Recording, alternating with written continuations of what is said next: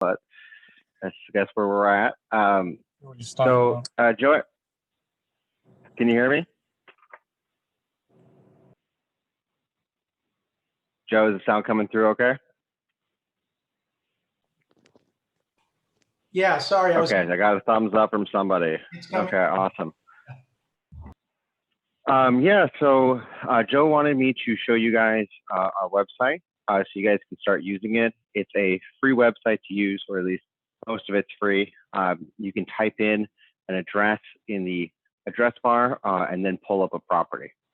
And when you do this, at first it's going to look kind of like a Zillow or Redfin, where you're just going to see information about the property, some structure details. We just opened up in California, so I guess we got a couple weird looking things here, but the information is in there. And then we've got these other tabs though that are a lot more useful as an investor. So if we click on comps, we'll see a bunch of comps around this property. We've got a map of them. And then we've got kind of a full version right in front. And what our algorithm does is it looks for, by default, comps that are in a renovated condition. So you can see this one was labeled as a flip. If we look at the photos of it, we'll see that it looks like a flip. Here's the subject property. So not quite as good. And this comp view helps just kind of figure out, like, this is a flip too. So it'll help you get a sense for, what other houses are sold for in a renovated condition. In some cases, if the flip was purchased on market, you can see the before photos as well. See kind of what they did, what they paid for it. There's kind of two prices with these things. There's there's maybe three prices. There's what they bought it for, and then there's what they sold it for, and then there's this thing over here called the adjusted value. If we click on that, it goes from the sales price at the top to an adjusted value at the bottom. So the subject property is smaller. It's 23% smaller with square footage. So we're taking off 68,000 from that. It's missing 0.75 baths. So we're taking off another 17,000. There's been some appreciation since that time period over the last 8 months. So we're adding some value there. And overall, that brings us to this 708 price. So as you're going through the comps, if you like the condition of a comp, the most important thing is to think about the adjusted value, because the sales price, like this one, in this case, it's smaller. What does that mean? Well, if we click on it, we're actually adding some square footage. A lot of this stuff is going to be, you're going to have to use your judgment on. If you feel that one of these numbers is wrong, go with your judgment. The computer, only knows so much about these comps, so it estimates these numbers. It also doesn't know necessarily what condition it's in. So if you find one that's in a particularly bad condition, let's say, this adjusted value is based on the adjusted value of its sold price. So it's not about the condition, it's about the comp in relationship to the subject property from a size and feature perspective. Let's see, we'll go back in the chat. If there's any questions, Joe, you want to just, stop me and throw them in there? I can't see the chat while I'm doing this. So yeah, so there's some information about comps. You can organize your comps using the thumbs up and thumbs down over here. If you thumbs down a comp, you're going to see a new ARV pop up.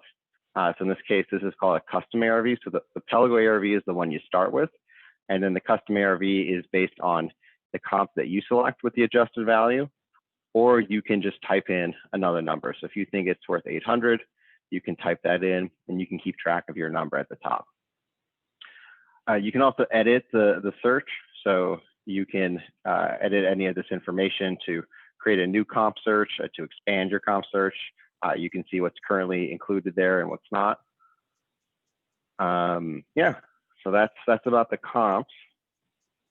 I'll give it a moment in case there's any questions that pop up. Okay, then we have this rehab tab. So this is going to give you a view. Every one of these tabs is designed to help accomplish like the goal in mind for getting, for those different stages. For the comps, the goal is really to figure out, what's this thing going to be worth, so organizing those comps.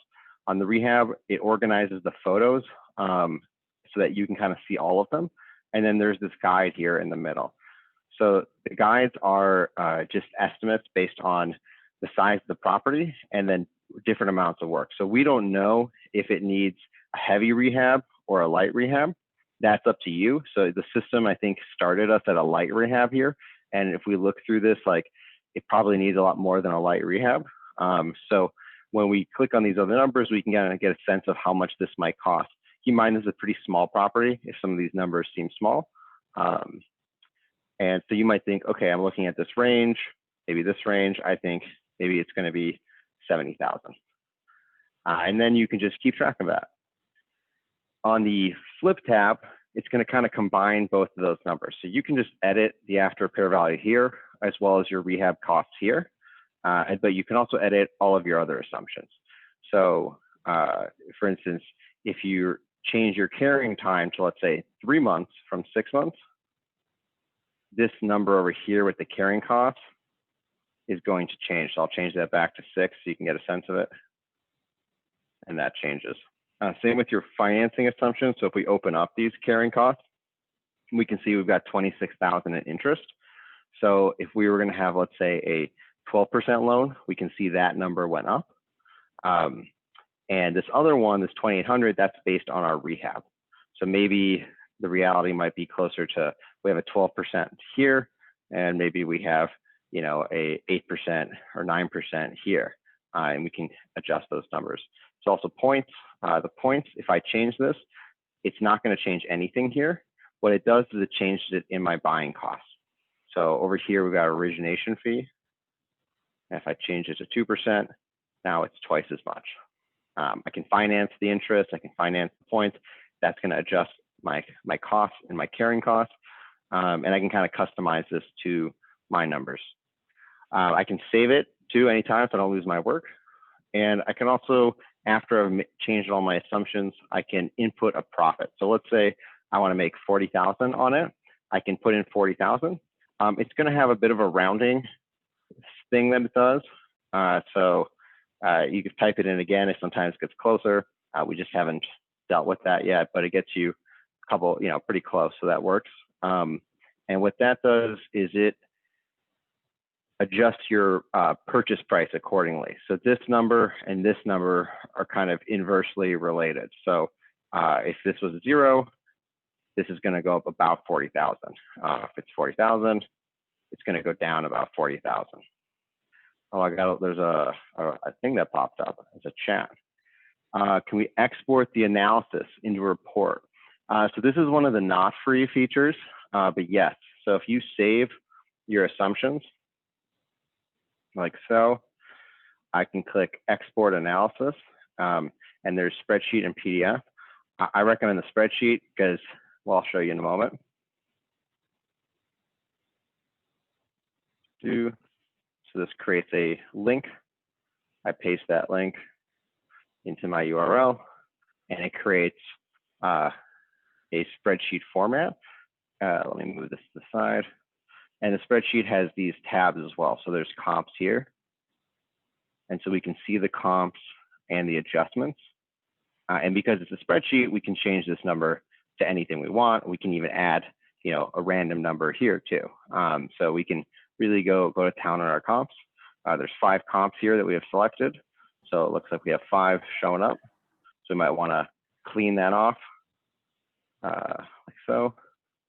Before we send it to somebody, we have our rehab, which takes every other photo and has a breakdown. You can see it's not really broken down at all. So you might want to go through this yourself. Yeah, and you can just add some costs here. So, you know, windows, we're going to spend 6,000 on those.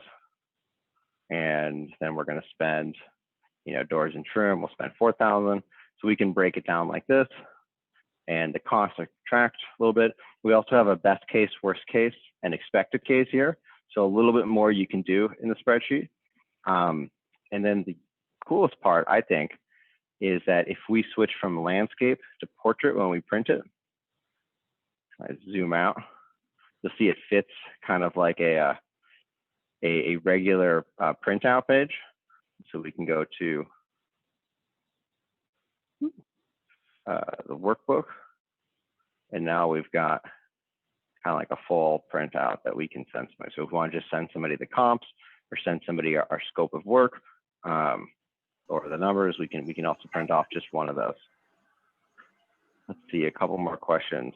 How does it calculate the rehab estimates? So someone asked about how are the rehab estimates calculated? Is it based on the city and the state?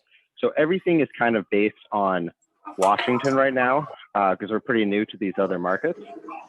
So it might feel a little bit low consistently or a little high consistently for you. So I would say, keep that in mind for the locations. It says Los Angeles here, but what it means there is that it's a relative location. So a nicer area. So if in Los Angeles, things are more expensive than in surrounding cities, these costs will be higher. And if they're a little bit lower, they'll be lower. And then it's just based on the size of it and the kind of some material costs and then labor costs. So if something has an extra bathroom, it's going to need more bathroom space. It's got more square footage. It increases both the things like paint and carpet and floors, but it also increases the size of the kitchen as well. So there's a couple extra details there. But I would say use it directionally. It's like good for maybe a ballpark. So if it always feels high or low to you, just make it a little higher or lower. We also have you can go here to our how-to guides in the features. And so there's kind of a breakdown of how these numbers are calculated. So some material, labor, and markup. This is mostly like kind of our philosophy on these and how we came up with them. It doesn't necessarily give you hard numbers, but I think that you'll find that directionally they work out. But we're looking for feedback. We're just getting this going now in California, and so we don't know what we don't know. So if you guys feel like you're looking at this and the rehab always feels low or it always feels high, we'd love to know. That'll help us because we want to update it so that by default it just looks good for you guys. Or same way, if you see some comps that are way out of line, I'd love to know about them so that we can kind of figure out why our system picked those and we can kind of tune it so that it won't pick those in the future. We also have the rental page. So, and by the way, it's showing my face everywhere because I'm logged in as me. I think if you check it out in Southern California, you'll see Joe's face there. If you're an agent, you can have it say, show your face, and then so you can send it to people. So when it comes to the rental, all of the kind of numbers are on the left side. By the way, orange means edit everywhere on the site. So including these boxes, you can see they have an orange outline, and blue things you can click on. So if I want to change my property management assumption to, let's say, $125 a month, I can change that, and it's going to keep track of that with my cash flow.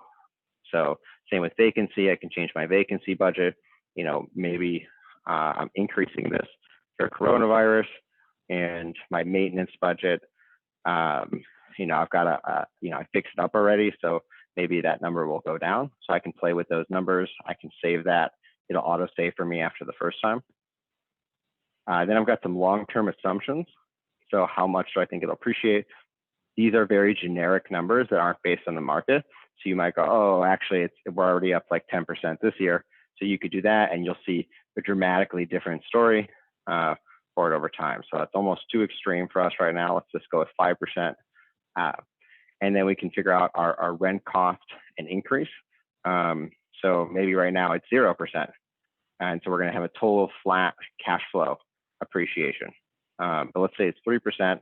We see this stair step pattern because it's how often do we do it? It's every 2 years.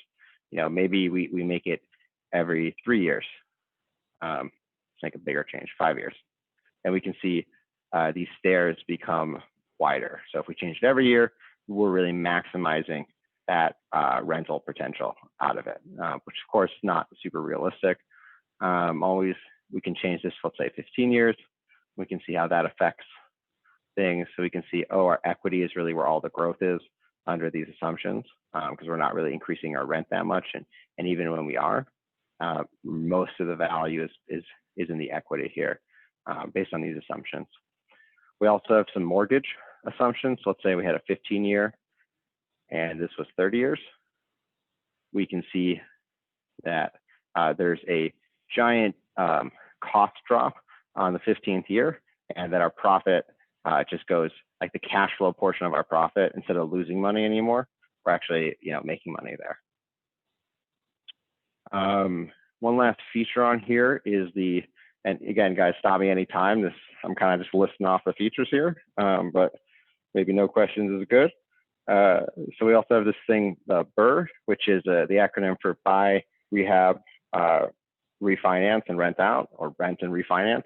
And the idea here is that it's like a flip, that instead of selling, you refinance based on this upgraded value, and then you can have your mortgages based on that new value instead. And so the reason people do this is to have less net cash into the deal. So let me show you guys that. So if you click on the BRRRR, it's going to increase the monthly rent by default. You might still want to change it. Maybe think it's $2,800. And what it's going to do is it's going to create an ARV-based refinance. So this is based on this $800,000 that we have at the top and some interest rates. So this probably needs to change this again. But let's say it's 3%, and we can see how that's going to change things over time. And what it has here is an initial cash in versus a net cash in. So the idea is that getting to the point of the refinance is going to cost $172,000 in cash. And then after you do a refinance, if you can get 75% of your loan to value, whether that's in 6 months or through a combination of loans, then your net in will be $112,000 with your rehab costs and everything like that. So this is using the assumptions from this tab. So that's kind of an overview. Well, I guess I'll throw out a couple other little features that people seem to use. We also have edit structure. So if I want to add a bathroom, I can do that. And I'm going to get a new ARV based on that. And I'm also going to get different adjusted values on that one. So now that we don't have one fewer bathroom here, we no longer have that adjustment, and the total goes up. So we can do this for, we can rebuild it, and then we can try to find new build properties. And we can do other little things, like we can write notes on it. We can save it to a different list, and so that we can create our lists and organize our property. So that's an overview of the property page. Any questions on that?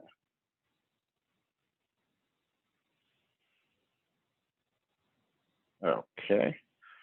So the way I found this property is I used our search, which what it'll do is, let me get rid of some of these things.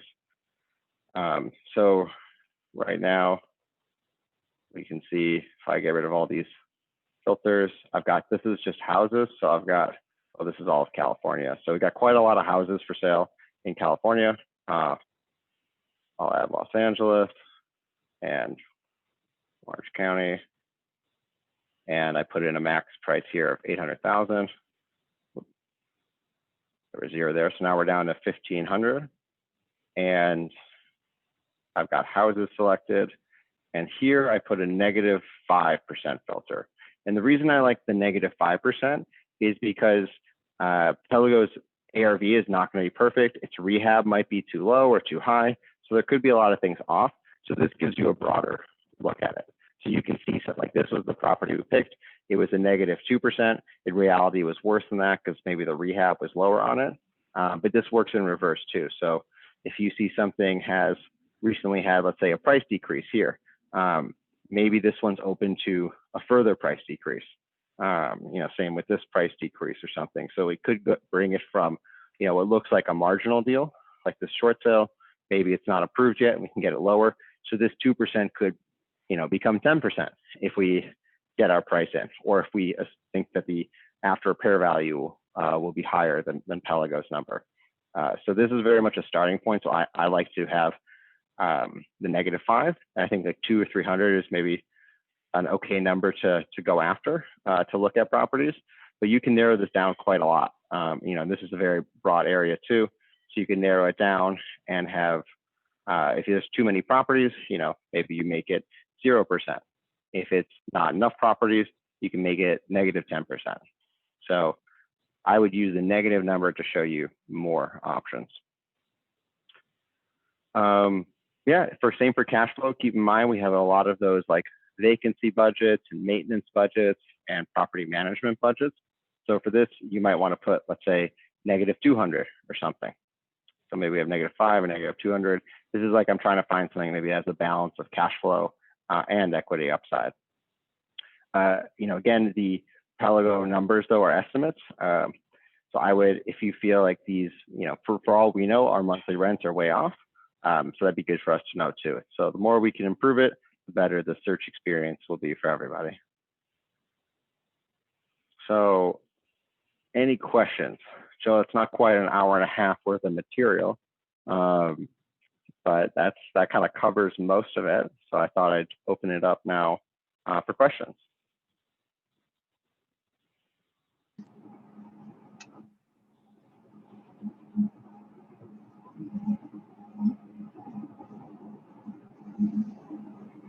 Anybody have any questions?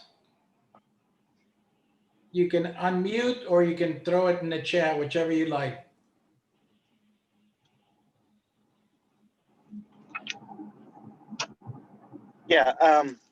My name is Z. Really good website. It's really pretty useful to me. I guess it's just one question on how Pellego, links. Say if you find something that you like, links you to an agent that works with Pellego, and how you, so you can, like start a relationship with that. Yeah, we'd be happy. Joe's our guy down there, so he can introduce you to different agents on the team. Just getting started, so we only have a couple agents right now. And so yeah, I would do like a one-on-one process right now. You can go on the site. We have a buyer solution thing where we can schedule a call, and it'll just route to Joe and myself, and we'll connect you to who we think is going to be most appropriate based on what you're looking for. So actually, here's some testimonials. That's kind of exactly what we do as a business. So as a business, we're a brokerage where agents, especially agents who are investors, hang their license. We're 100% commission place. So the agents are very independent and autonomous. Our job is to provide them the support and the software. But while we're chatting with them, about our software, we're like always trying to introduce our agents to people on the site. So we were able to introduce them to somebody here and here and stuff. So yeah, I'd say talk to Joe, and he'll get you set up. Okay, great. Yeah, and just a quick follow-up. You might have mentioned it before, but this is just MLS listing, right? There's nothing like a for sale by owner database or probate, et cetera, that this pulls from? Well, you can, we've got the county data here too. So you can type in a property that's off market and the experience will still work. There won't be listing photos, but you'll still be able to find comps for it. So if somebody has an off market property, we can throw one in and go through it. Okay, thanks. Of course. Thank you, Z. Someone asked, how did we come up with the idea for this? As investors and agents. So as an agent, and as I started as an investor and I got my license just to kind of get my license. I wasn't really sure what I was going to do with it at first. And so, but I got sucked into real estate and ended up doing it full time. And the process for looking for properties was the way I was taught, which still to this day makes the most sense to me, is to look at literally every single property on the market, or like, all the ones that aren't obviously bad, and go through this process where we're going to look for comps for each one, and we're going to try to get to a point where we can say, oh no, this isn't a good deal, I don't want this, and move on. But there's just a ton of time doing that. And the process is super, it's always the same, like you're never as a flipper go in and not try to find your renovated comps. Let me go back to analyze flips. You're never going to have a situation where like this isn't your flip formula. Some people might talk about like the 70% rule, but the 70% rule is really just a way to try to simplify this idea, but the costs are all in here. Like there could be another cost, that you add in, but there's never a cost. Like you're never going to not have at least like this structure of cost. So it was kind of initially like, hey, I think this will be useful for myself and a lot of people who do this. So that's how we made it.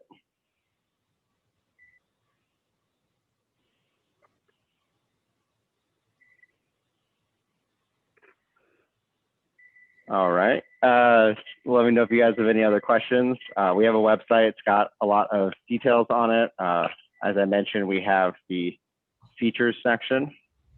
So, you can see how to do the different parts on it. Some of them have a video. So if we go to the Analyze Property, there's a video here. So that brings you to a series. So you can see the different ones here.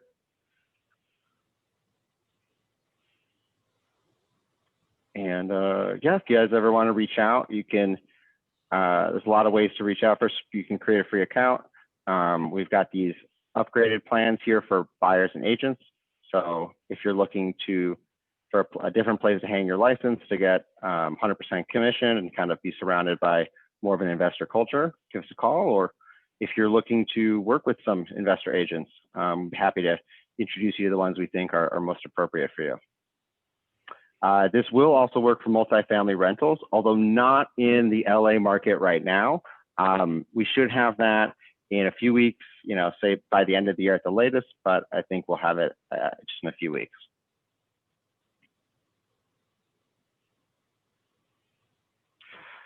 Thank you, Gretchen and Alana, and thank you for the messages, guys. I'll keep it up in case we have any other questions come in.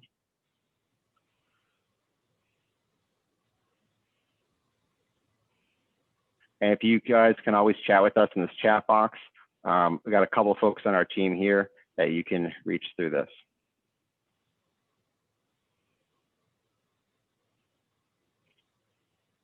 Okay, Joe, well, I'm not seeing any other questions come in. So I'll let you take it from here. Thank you. I appreciate it. Let me, I want to share my screen. Let me get to it.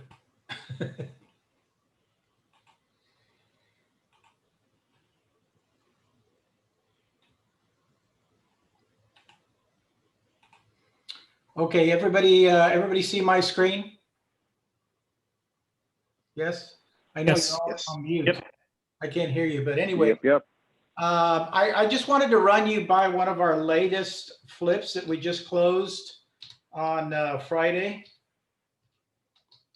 Because I hear a lot of people saying that they can't find stuff on the MLS. This was on the MLS, not for long, but it was on the MLS. Anyways, this property, and I don't think I have the old comps here, but we purchased this property for $415. And as you can see, it's off market now. We sold it for $551. And I just kind of wanted to walk you through everything that Gideon just walked you through, but a little bit maybe more focused at, you can see that there are some comps that, this is the area we're talking about. So the orange balloon there, that's the property. So you want to try to stay as focused in the area as you can. And so as you're going through these comps, that's why you have the plus and minus. This is what you're going to end up getting. This was the comp we were using, which sold in July of 2020. This was our after repair value comp. It took us 30 days to rehab it. And then once we put it on the market here in Southern California, as you all are aware, should be aware, it is on fire right now. It's a seller's market. So we ended up listing it at, believe we listed it at 545 or 540, somewhere around there. And it continued to go up from there after we put it on the market. It was on the market for basically a day or two. And we ended up getting an offer at 550 one, and we were like debating whether it was even going to appraise, but for some reason it appraised at that value. So the comp that the property we just sold is the highest comp in the neighborhood. So then you come here to the rehab. We spent about 50 grand on the rehab. So let me put 50,000 in here. And then we'll go to the flip. And remember, we paid 415 for it.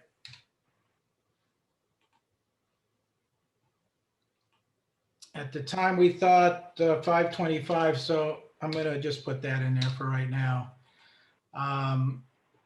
This was a cash purchase, so we did not need a loan. So we can uncheck those.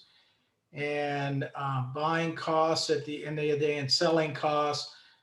We are our own brokerage, so I'm just going to put down here $1,000 on the selling commission, and so you can see that the flip profit starts to go up from there, and then that's at the 525, and we literally held it for 2 months. 2 months, and then so. That was what we were looking at was about a $40,000 profit. That again, you change this, turned into a $64,000 profit on this property. That was on the MLS. The lady had gone in, she started the rehab. She wanted to update everything in her house. She got overwhelmed. She called the real estate agent. They put it on the market. It was gone in a day before we could even get to it. But whoever bought it was a flipper, probably not as experienced, because they canceled the transaction, went back on the market again for a day. My son saw it, went and put an offer in immediately, and they accepted it at the 415 price. So at the end of the day, like I said, he's walking away with about $64,000 for a 2-month rehab on this property. That's why I'm so excited about this website, and that you're able to not only as an investor, but without getting an agent involved, you can do all this yourself on one website, and be able to figure out all this stuff by yourself. And then see if the profit potential is there, including if we had to put a purchase money loan. Obviously, you can see if we have to put a loan on here, we went from 64,000, we go down to 52. I'm sure if I asked everybody that raised their hands if they would still do this deal, everybody would say yes, absolutely. So this is when I found this website. I was just amazed by it, and it's just such a help to me, and sharing that with other investors as a tool for you to use, and then go out there and find properties.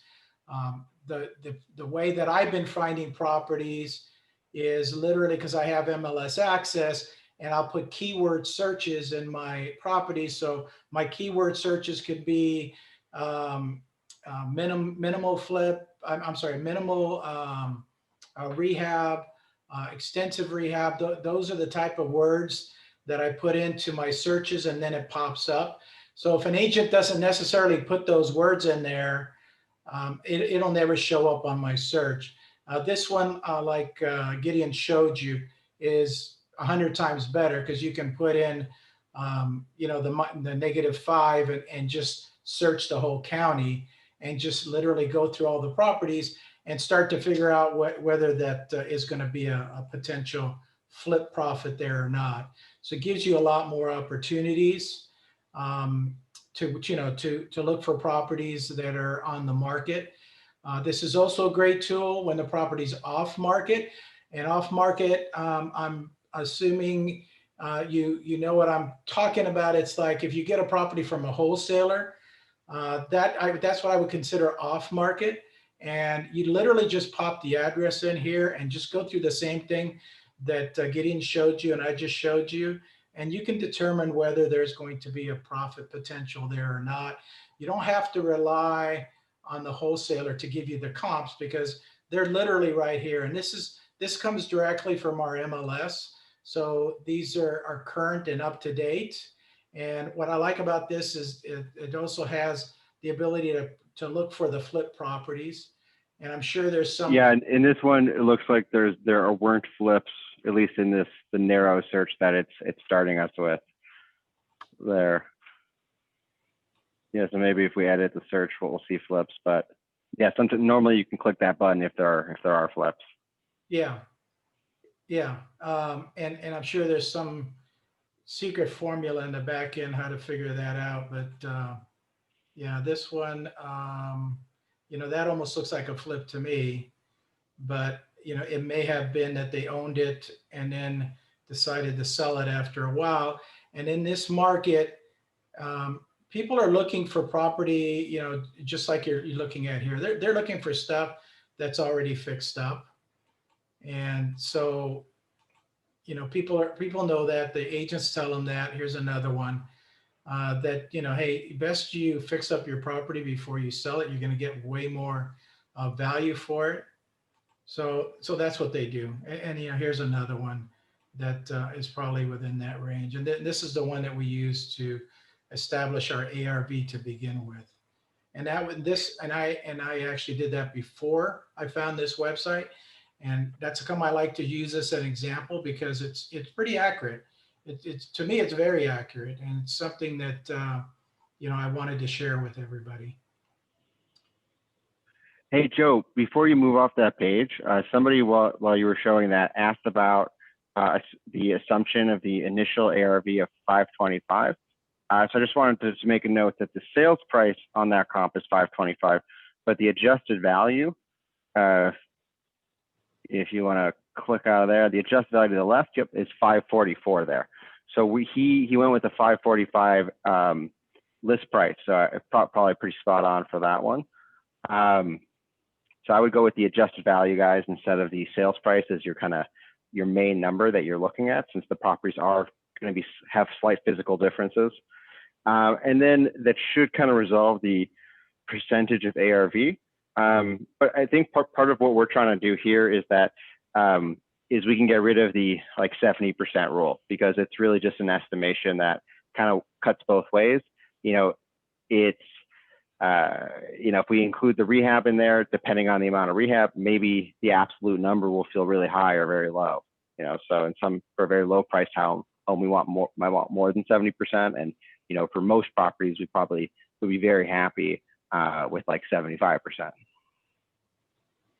The other thing I wanted to point out, and I didn't see that until I actually clicked here, is it says better view $30,000. Now, this is a condo complex. And let me go back and zoom in. These are all basically model matches. But in this case, you can see that on Lobelia, you have a view of the public park back here. Whereas if it was the same place, like let's say number 10, it would not have that same view. So for example, this one literally had the same view that we had. And you can see the public park. It's called O'Neill Park, by the way.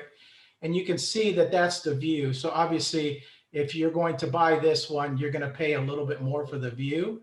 And so remember that you need to compare apples to apples. And when you're in a complex like this, if I was trying to flip number 10 here, I would not necessarily use this one as a comp, because I know that this one had a better view. The other things to consider is this is also an end unit, which is more desirable. So there's nobody on this side. This happens to be a condo, so there is somebody below you and then somebody on the other side as well. But you have to take all that stuff when you're flipping into consideration. And I'm like really happy to see that somebody valued this view at another $30,000. And that's probably why we ended up getting more money on this property. This is the property we flipped, and I'll get to the view here in a second.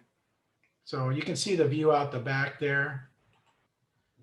And there's a view again from the balcony. And this balcony, you can go out through the living room, and then it also wrapped around into the master bedroom as well.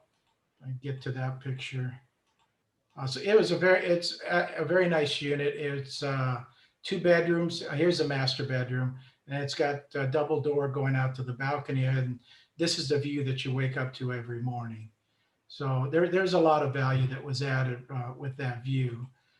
Anyway, it's a 2 bedroom and a loft. And then you can see there's another balcony upstairs. That's for the loft upstairs. And here's the loft, and there's the balcony as well. So we ended up putting this door there just in case somebody wanted to use this as a room.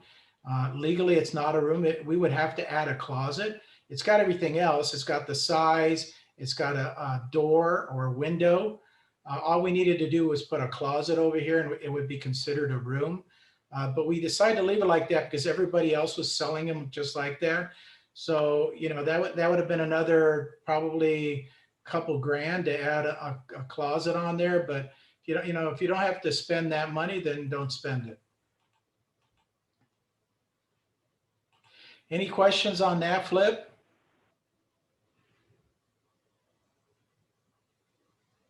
Okay, any other questions, whether it's on this or anything else you want to ask tonight?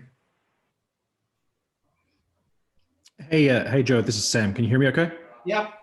Hey, so on your LinkedIn, you spoke a little bit about sort of, market forecast and stuff. Any insight you want to share?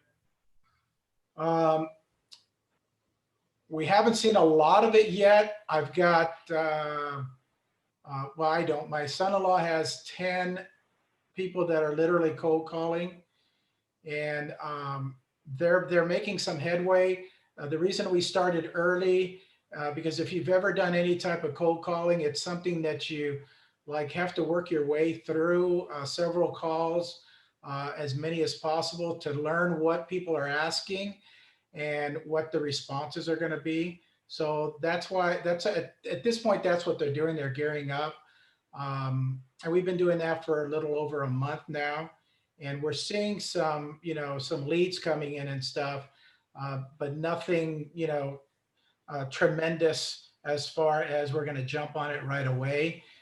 We're waiting till the end of the year and, basically to see what happens at the end of the year. And, election has something to do with it. I don't want to talk politics, but yeah, that has something to play with the real estate market.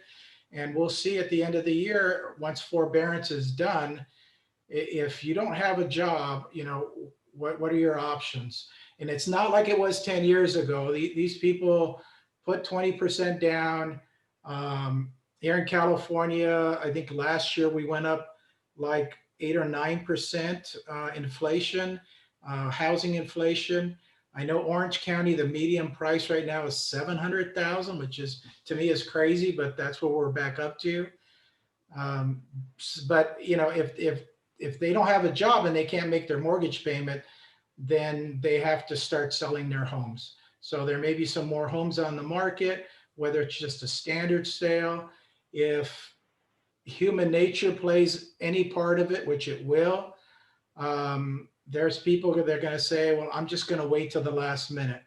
And then those are the people that are going to end up calling us saying, we've run out of time. We've got $100,000 or more of equity. Can you get us out of this mess and, buy it for whatever? And those are the opportunities that we're kind of waiting to open up for us at the end of the year. Got it. Thank you.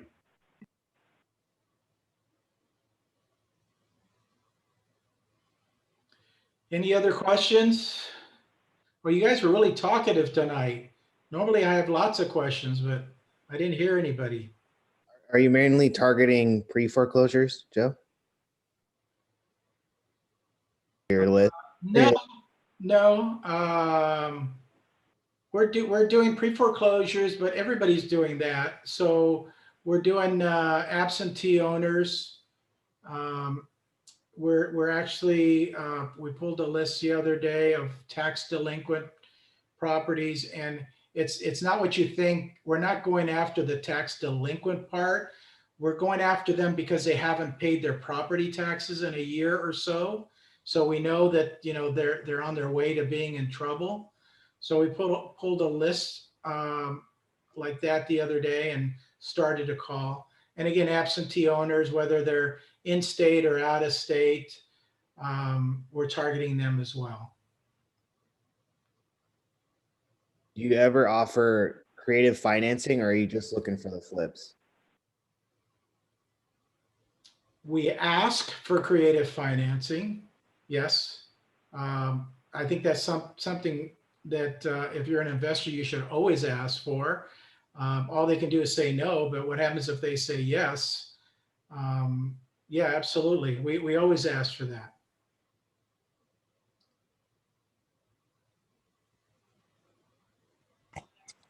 Hey Joe, you said that it was a seller's market. When do you think the market will start shifting to a buyer's market? Would it be by the end of the year, or when do you think? I think slowly after New Year's, we'll start to see a lot more properties on the market, and it'll slow down the seller's market now, which basically means there's lots of buyers out there looking at the same properties and putting offers in. I think definitely that'll start to change after the end of the year, starting at the beginning of the year.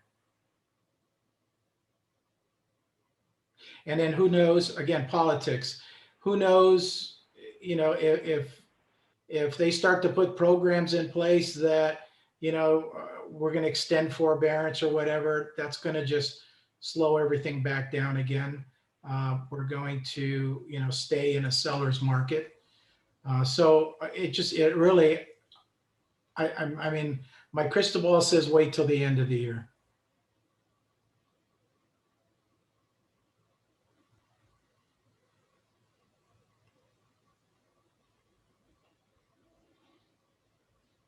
Anything else?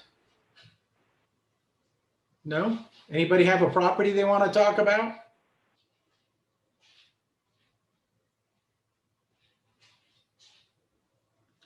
Okay. You guys know how to get a hold of me. I'm around all the time. You can reach out through my calendar app, or email me, call me, text me, whatever. Actually, sorry, Joe. I was kind of paying attention to something else. Do you know anything about PUD homes? Planned unit development. They're not any different really than a single family. The reason that they have that designation is because the government lenders can loan to those a little bit easier than a condominium. So for an FHA buyer to buy a condominium, it has to be approved by FHA. So there's literally a website that you have to go to and say, okay, this complex is approved for FHA. If it's a PUD, it's considered single family, and anything single family, FHA and VA can loan on. So that's really just a designation. Okay. And are there like fees associated, monthly fees associated with PUD, like an HOA type fee? Yes, and there's an HOA. You can live in a single family community and still have an HOA. I live in a single family community. My HOA is the lake here in Mission Viejo. Everybody donates $14 a month for the lake. Everybody in Mission Viejo. And you'll find most cities down here in South Orange County are the same. And I also pay, I think it's $165 a quarter to maintain the green belt areas in front of my house and around my house. So yeah, you can be in a single family, townhouse, PUD, condominium, wherever, and still have an HOA. I see. Okay, got it. Thank you.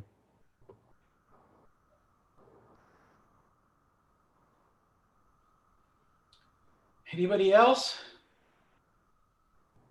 It's like pulling teeth tonight. I'm surprised. They're just taking notes with everything you're saying. I guess. Hey Joe, it's Z again. Just a question on just general financing to prepare to buy.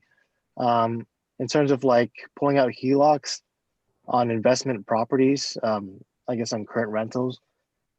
Is that harder to do now than in general? I haven't looked into it yet, but I was just wanted to hear your input or anyone's input on it. Yes, I would say, and I'll tell you the reason. If you're going to get a HELOC, I would start with credit unions. I don't honestly know if you're going to be able to get a HELOC on an investment property. They'll happily do one on your own primary property. And the other thing that they're obviously starting to worry about now is because our prices are so high, if you get a HELOC on your house and, let's say they'll give you 80%, they're concerned if the market takes a downturn. And what I learned over the last 40 years, especially recently, is that when we had our downturn 10 years ago, if you had a HELOC locked in at, let's say, because we're back up to the same prices. So let's say you had a HELOC locked in at 80% of $1 million, today's value. And then, like what happened 10 years ago, the value of that property went down in half to 500. Your HELOC is more than the value of the house. And so the banks were literally rushing to send letters out to people who had HELOCs at that range and telling them that they're lowering their HELOC level down to 70 or 80% of the new value.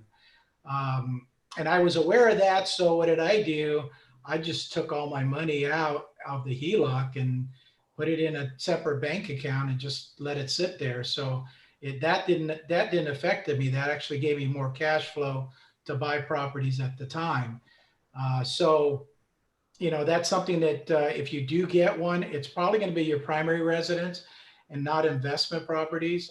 And if something does happen, a major downturn, I would suggest pulling that money out and putting it into the separate bank account so that you have those funds available to invest in properties at the new lower price.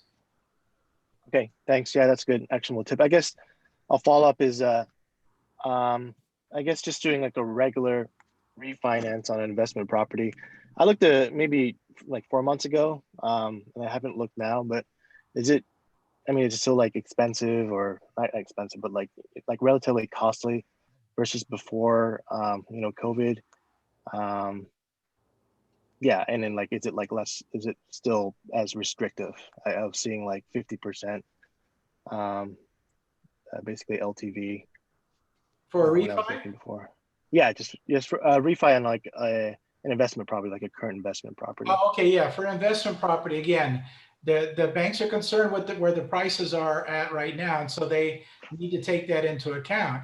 If it's your own residence, people are doing refis left and right because the interest rate is so low.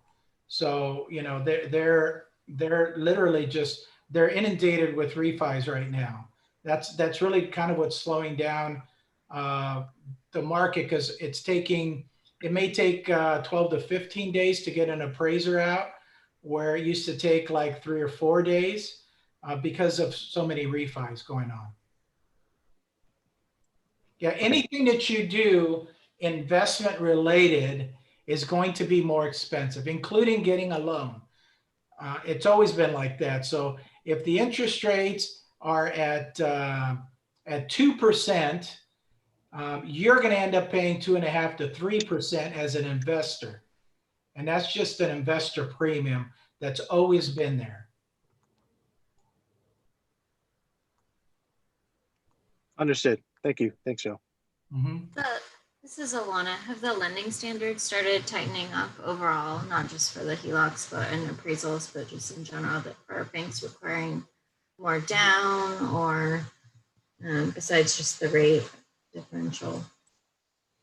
No, no, they're still the same. They're, you can get a loan at 20% down without any problem. And because the interest rates are so low, that's what's driving this market is the interest rates because they're so low. And if you put 20% down, they don't, they're not going to have a problem giving you a loan. Okay, thank you.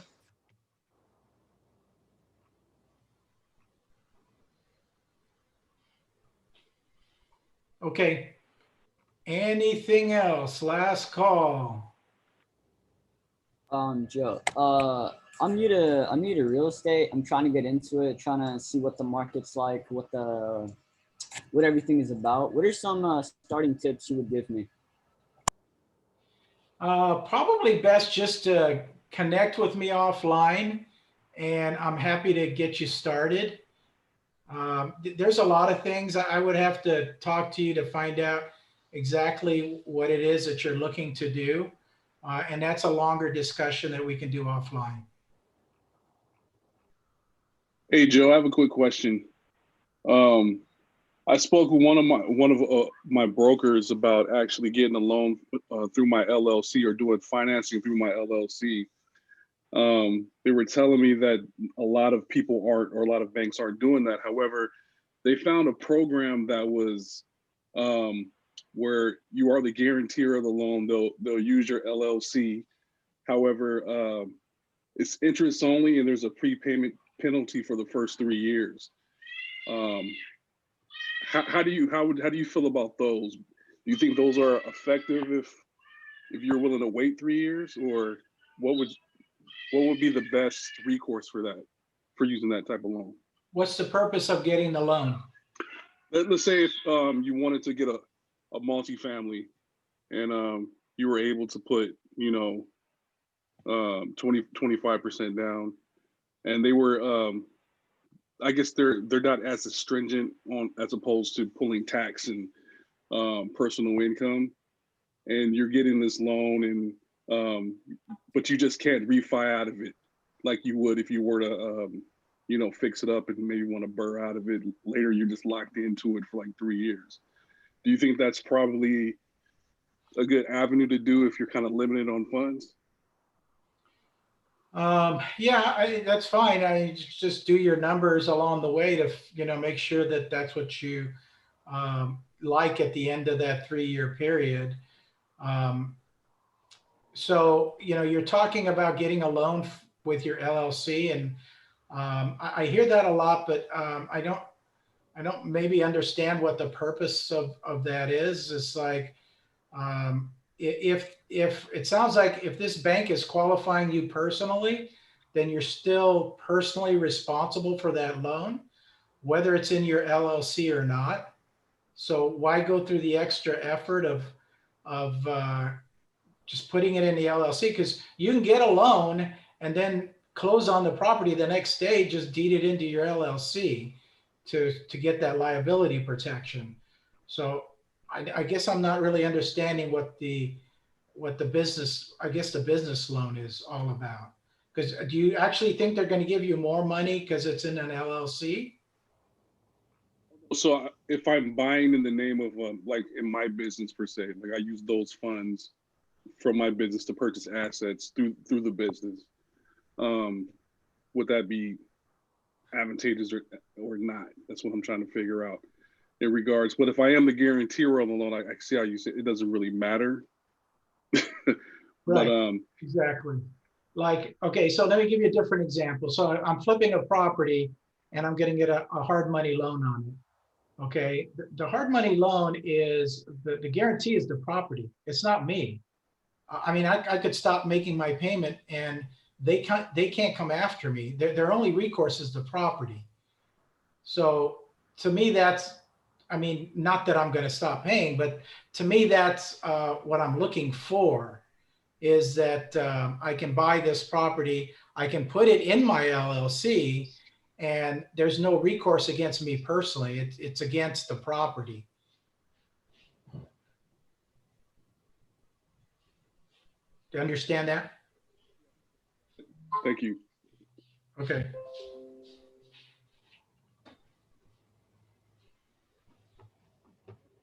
Anybody else?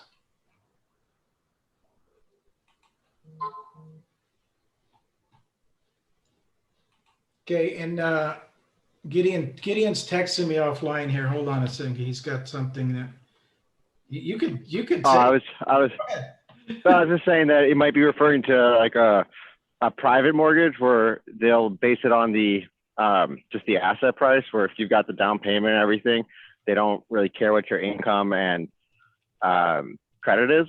And you can refinance out of those anytime, but you're still going to be paying an origination fee. You're paying your points at the beginning, and then your interest rate is probably going to be closer to 6% instead of your 3%.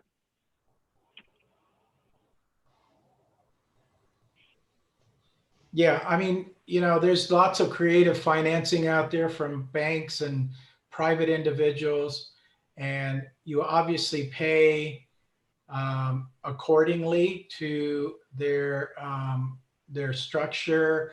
So for example, when I do hard money lending or get a hard money loan, because I've done so many flips, they obviously trust me that I'm going to complete this project in a timely manner and pay them back. So where a brand new person may get charged 2 points for the origination of the loan, I get charged a half a point. And that's really kind of the difference because of my experience versus somebody else. So again, they're qualifying the property itself. And yes, to an extent, the person that's flipping the property, but they're basing their loan and the interest rate using all those factors. There's so any of you have 401ks or Roth IRAs or whatever, if you self-direct those funds, you can actually use that money to purchase real estate. So there's another good source of money that you can have. I buy properties through my 401k all the time. I just came out of 2 deals just recently, so I've got I just have the money sitting there in my 401k waiting to get that other property. Just remember that since that is my 401k, I pay for the property, pay for all the rehab. Once it sells, all that money has to come back into the 401k. It cannot go into my pocket. Any money that goes in my pocket, I have to pay taxes for it. And that's the purpose of a 401k, is to build that value up. So then, when you're old and you don't want to work anymore, you can live off those funds. But that's a good source of money if you're wanting to flip properties.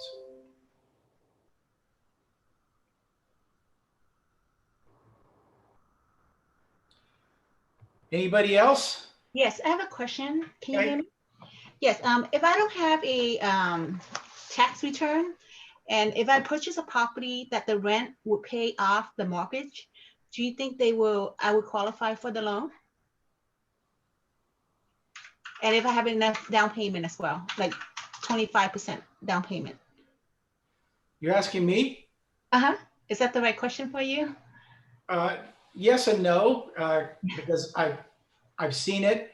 The bank's going to use 70% of your rental value, and that's basically 70% of whatever your income is coming in. They're going to use that formula, and then everything else. There are I'm pretty sure out there's some stated loans still out there. I think Gideon talked about, what was it that you called it? A statement loan or something? Private mortgage, like an asset-based mortgage. Asset-based, yeah, asset-based. So yeah, they're out there. It's possible you're going to pay more in interest than a traditional loan, but they are out there. But not with the Freddie Mae, the bank loan, right? Because if I go with the private and other loan, the interest rate will be higher, and it might not be a good deal anymore.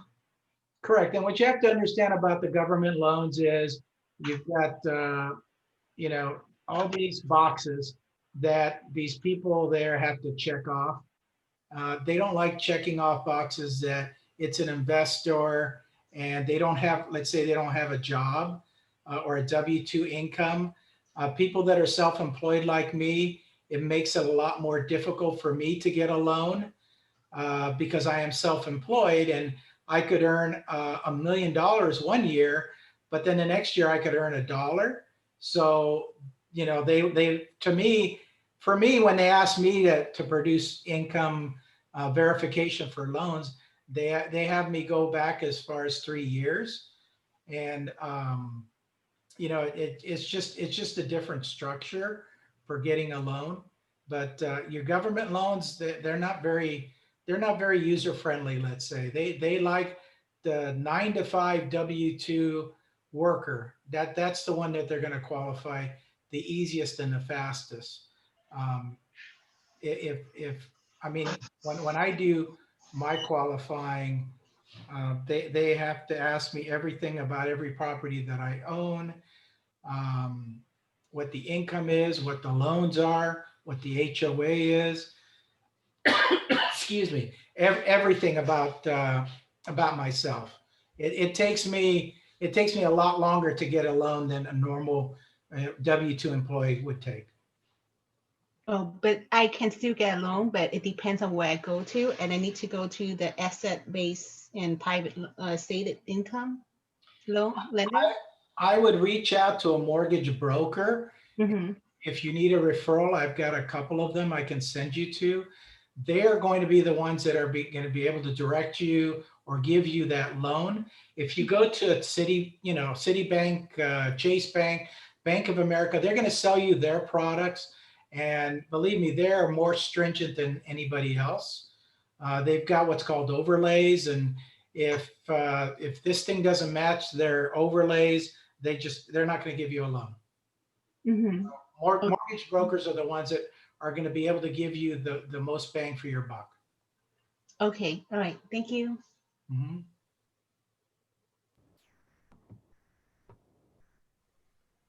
Okay, going once, going twice. Okay, thank you, everybody. Gideon, thank you very much for being with us this month. I appreciate it. It was very informative. Thank you for having me. Thank you, Joe. Thank you. Thank you. Thanks, Bye, Joe. everyone. Jen and Craig works. With our most popular plan, Rapid Results, you can lose up to 16 pounds in 4 weeks. Call now. Limited time offer and flexible delivery options for some Craig's Rapid Results. Does scrubbing grease feel like a workout? Scrub less with Dawn Ultra. Its superior grease cleaning formula gets to work fast.